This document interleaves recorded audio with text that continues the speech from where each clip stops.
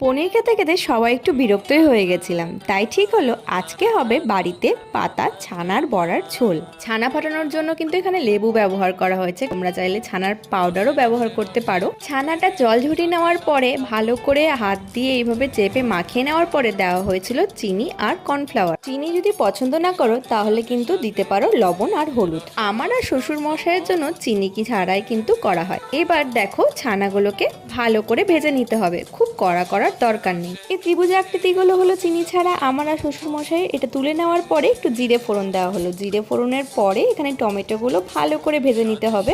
এরপরে আদা বাটা, জিরে বাটা আর লাল লঙ্কা ভালো করে দিয়ে একটু ভেজে নেওয়ার পরে দেওয়া হলো লবণ আর হলুদ। এবার সবগুলো ভালো করে ভেজে নেওয়ার সময় একটু জল দিয়ে ভাজবে, তাহলে খুব সুন্দরভাবে ভাজাটা হয়ে যায়। জল দেওয়ার পরে গরম মশলা দিয়ে বড়াগুলো এখানে দিয়ে কিছুক্ষণ ফুটিয়ে নিলেই হয়ে যাবে রেডি। তোমাদের কি ভালো লাগে, ছানা না পনিরের ঝোল, জানিও।